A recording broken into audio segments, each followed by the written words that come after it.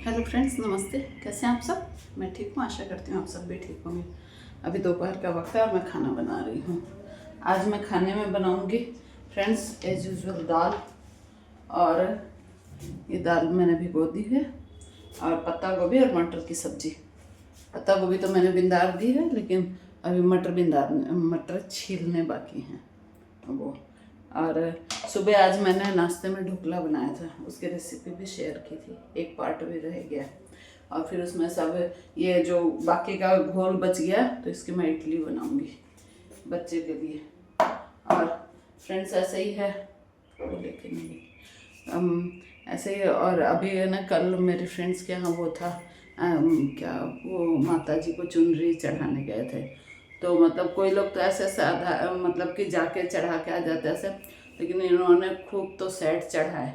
मतलब ऐसे सेट होते हैं ना उसके आर्टिफिशियल, वैसे सेट और खूब चुनरी और ऐसे करके मतलब 5 7 10 थालों में सजा सजा कर और ढोल बाजे के साथ और ऐसे मंदिर लेके गए। सारी फ्रेंड्स लोगों को भी उन्होंने इनवाइट किया था, लेकिन मैं किन्हीं कारणों से जा नहीं पाई, तो कोई बात नहीं। अभी सुबह फ्रेंड का फ़ोन आया, बोला आप कैसे नहीं आए भाभी? तो मैं बोली ऐसी कोई प्रॉब्लम थी, मतलब कोई कारण था, तो फिर नहीं गई ना। और ऐसे ही है फ्रेंड्स। और फिर मैंने फिर भी है ना, क्या बोलते हैं, मैंने ऊपर से सबके रील बना ली थी। तो बोले, तभी मैं बोली भाभी आए नहीं और कहाँ से बनाए? बोली मैं अपने घर से ही बना ली। बोले नहीं, बहुत अच्छा किया आपने, हम आपको मिस कर रहे थे। बोली कोई बात नहीं, फिर कभी मिलते हैं, प्रोग्राम होगा तो। अच्छा, और फ्रेंड्स ऐसे ही है। और इधर में ना आजकल ऐसा फैल रखा है जैसे ये सर्दी खांसी बहुत ज़्यादा चल रही है। पहले तो वायरल फीवर होता है और फिर खांसी, मतलब कई कई लोगों के तो 2 2 महीने तक नहीं जाती है। ऐसा इधर में वेदर मौसम ऐसा चल रखा है, तो परेशानी होती है ऐसे में। तो फिर है ना, मैंने आज क्या किया कि ऐसे तो अपन लोग डॉक्टरों की दवाई ले लेते हैं, कोई वो नहीं है, और मतलब कि ये एंटीबायोटिक्स वगैरह, लेकिन अपने को ना घरेलू उपाय भी करना चाहिए फ्रेंड्स। तो घरेलू उपाय में तो मैंने तो क्या किया कि है ना, पानी चढ़ाया गर्म करना, उसमें ना थोड़े से तुलसी के पत्ते धो के तुलसी के पत्ते डाल दिए, 2 लौंग और 2 3 काली मिर्ची, है ना, और उन सबको अच्छे से उबाल लिया। मैं एक बार शेयर भी करूँगी आपसे इसकी रेसिपी। देखिए काढ़ा बनाते हैं ना, तो ये देखिए मैंने इसमें मतलब उबाल लिया था ऐसा, ये है ना। तो क्या बोलते हैं, फिर उसमें ना बहुत अच्छा रिजल्ट आता है फ्रेंड्स। और फिर उनको अच्छे से उबाल के, और उसमें ना थोड़े वो मिश्री होती है ना, धागा वाली मिश्री, तो ये एक तरीके का काढ़ा बन जाता है। बस 3 ही चीज़, काली मिर्ची, 2 लौंग और तुलसी पत्ता। उसको 1 गिलास पानी में इतना उटाओगे आधा गिलास पानी रह जाए, और फिर उसमें धागा वाली मिश्री थोड़ी सी डाल के, और वो बच्चे को या बड़े कोई भी लेके और ओढ़ के सो जाए। मतलब इतना इफ़ेक्टिव है, मैं वो बता नहीं सकती, बहुत अच्छा रहता है। ऐसे ही फ्रेंड्स, और घर में कभी भी किसी का भी तबीयत ऐसे लगते तो अच्छा नहीं लगता है, लेकिन क्या करें, अब इधर में चल ही रखा है तो कोई क्या कर सकता है। बहुत ज़्यादा ये वायरल का और ये खांसी वांसी चल रही है।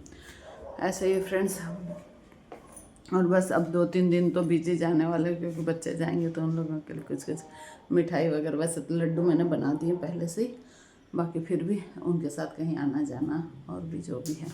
ऐसे ही फ्रेंड्स। अच्छा, जो ये मैं कथा सुनाती हूँ, तो आज इनको मैं बोली हाँ जी कोई कथा तो बताओ ऐसे करके। आज क्या मैं बताऊँगी, तो फिर उन्होंने शिखंडी की कथा बताई।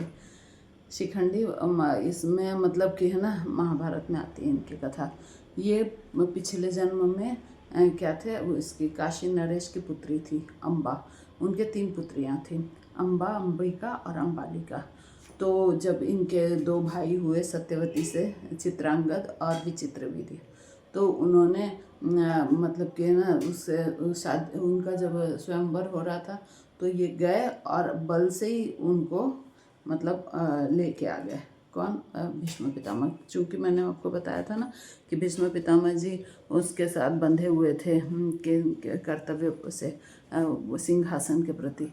तो विचित्रवीर और चित्रांगद की शादी के लिए उन्होंने मतलब काशी नरेश की 3 पुत्रियों का वो किया, अपहरण टाइप का, मतलब उनको ले आए अपने भाइयों के शादी के लिए, भाइयों के साथ शादी करने के लिए।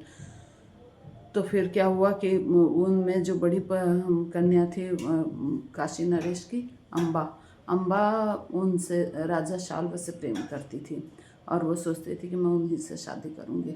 और फिर जब इधर ले आए तो विचित्रवीर्य और चित्रांगद के साथ तो अंबिका और अंबालिका की हो गई, अब अम्बा बची। तो अम्बा बोली अब मैं कहाँ जाऊँ। बात भी सही है, शाल्व भी उधर मतलब उनसे शादी नहीं कर पाएंगे और इधर उन दोनों बहनों की। तो फिर उन्होंने कहा राजा मतलब भीष्म पितामह से, भीष्म से कि है ना अब आप मुझसे शादी करो। तो वो बोले मैंने तो मतलब कुंवारेपन की जो प्रतिज्ञा ली हुई थी ना फ्रेंड्स अपनी माँ से, सत्यवती से, तो फिर है ना बोले मैं तो शादी कर नहीं सकता। तो इस चक्कर में ना अब ये बहुत ही अपमानित हुई, कौन, अम्बा। तो फिर उन्होंने प्रण लिया कि मैं भीष्म को ख़त्म करके रहूँगी। कहने का मतलब ये कि उनकी मृत्यु का कारण मैं बनूँगी। और फिर उन्होंने फ्रेंड्स बहुत घोर तपस्या की।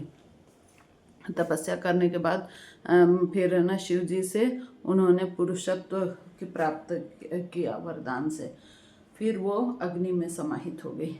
फिर उनका जब दूसरा जन्म हुआ ना फ्रेंड्स, तो दूसरे जन्म में वो बनी इनके पांचाल नरेश की पुत्री, मतलब पांचाल नरेश का पुत्र के रूप में उन्होंने शिखंडी का मतलब वो लिया, अवतार तो क्या जन्म लिया शिखंडी के रूप में। और उस समय वो ना तो मतलब कि पुरुष भी नहीं थे, नारी भी नहीं थी, तो शिखंडी वैसे थे। तो उन्होंने क्या किया कि है ना फिर उनको ये भीष्म पितामह तो इतने बलशाली थे और मतलब बहुत ही वीर और प्रतापी थे, तो वो किसी हालत में मतलब कि वीर गति को प्राप्त नहीं होते, मर नहीं सकते थे। और ये बात कृष्ण भगवान अच्छे तरीके से जानते थे। और लेकिन क्या बोलते हैं, उन्होंने एक ये भी प्रतिज्ञा ली हुई थी फ्रेंड्स कि वो उसके मतलब किसी स्त्री पर हाथ नहीं उठाएंगे। उन्होंने ये प्रण कर रखा था और इनको भगवान कृष्ण को पता था। तो यही कहते हैं ना फ्रेंड्स कि फिर उन्होंने मतलब शिखंडी जब लड़ने आया, शिखंडी द्रौपदी का भाई था, वो द्रुपद नरेश के पुत्र थे शिखंडी। तो उन्होंने लेकर मतलब वो इनकी तरफ से युद्ध लड़ने आए, किनकी तरफ से, पांडवों की तरफ से। और फिर भगवान कृष्ण ने अर्जुन के आगे शिखंडी को खड़ा किया और फिर ये फिर वो चूँकि वो स्त्री पर लगा वो तीर नहीं चला सकते थे, इसलिए उन्होंने फिर मतलब कि अर्जुन ने तीर चलाया और ये भीष्म पितामह मतलब कि वीरगति को तो प्राप्त नहीं हुए क्योंकि उनको तो वो मिला हुआ था ना इच्छा मृत्यु का, तो वो बाणों की सैया पर सोए। तो यहाँ पर आप ये गौर करने की बात है, मैंने आपको पहले बताया था कि भीष्म पितामह बहुत पहले के जन्म में एक अजगर को बचाए थे और अजगर को बाणों की सैया पर फेंका था। मतलब बाणों की सैया पर नहीं, वो फेंके तो बबूल के कांटे चुभे थे, तो फिर इनको बाणों की सैया मिली। एक कारण ये हो गया। दूसरा कारण कि अम्बा ने मतलब कि प्रतिज्ञा ली थी कि मैं भीष्म पितामह की मौत का कारण बनूंगी, तो 2 कारण ये हुआ है ना। तो और तीसरा कारण ये कि उनको इच्छा मृत्यु इसलिए मिली थी कि जब उन्होंने राजा शांतनु का, अपने पिता का गया जी में श्राद्ध किया था, तो वो खुश होकर उन्होंने उनको इच्छा मृत्यु का वरदान दिया था कि जब तक तुम्हारी इच्छा नहीं होगी भीष्म, तब तक तुम मृत्यु को प्राप्त नहीं होगे। तो देखिए फ्रेंड्स, 3 कारण, मतलब हम क्या करते हैं और क्या होता है और मतलब कि क्या लिखा होता है, वो सब विधाता पहले ही लिख के भेज चुके होते हैं। तो 3 कारण उपस्थित हुए और वो बाणों की सैया पर गए और फिर 18 दिन तक, मतलब कितने दिनों तक वो बाणों की सैया पर रहे। और कहते हैं मकर संक्रांति के आसपास ऐसा ही कुछ है फ्रेंड्स, उन्होंने अपना मतलब शरीर त्यागा। तो देखिए फ्रेंड्स, अपने मतलब हिंदू धर्म, सनातन धर्म कितना मतलब परिपक्व है और उसमें हर चीज़ की ऐसा ही नहीं है कि सिर्फ देवताओं या महान लोगों के, अपने जीवन में भी जो भी घटना घटित होती है ना फ्रेंड्स, वो कि हमारी किससे शादी होगी, हमारे कितने बच्चे होंगे और हमारे बच्चे आगे चल कर क्या बनेंगे, और उनके कर्मों पर तो डिसाइड करता ही है। क्योंकि हमारे धर्मशास्त्रों में ऐसा लिखा गया है कि बच्चा जन्म पहले बाद में लेता है, पहले उसका भाग्य बन जाता है, पहले भाग्य का निर्माण होता है, फिर माँ के गर्भ में उसके शरीर का निर्माण होता है कि उसको किस घर में जाना है। इसलिए प्रारब्ध बहुत ही मायने रखता है, और प्रारब्ध से भी बड़ा अपने कर्म। तो कर्म स्वतंत्र है, उसी हिसाब से अपने को कर्म करना चाहिए ताकि हमारा प्रारब्ध भी अच्छा बने और फिर हम अच्छे घर में जन्म लें और मतलब सब अच्छा हो। इसलिए हमें अच्छे अच्छे कर्म करने चाहिए और कभी किसी का बुरा नहीं करना चाहिए, न तो मन, कर्म और वचन से। ठीक है फ्रेंड्स, अब मैं खाना बनाऊंगी, फिर मिलते हैं कल नेक्स्ट वीडियो में। Thank you. Next video, take care.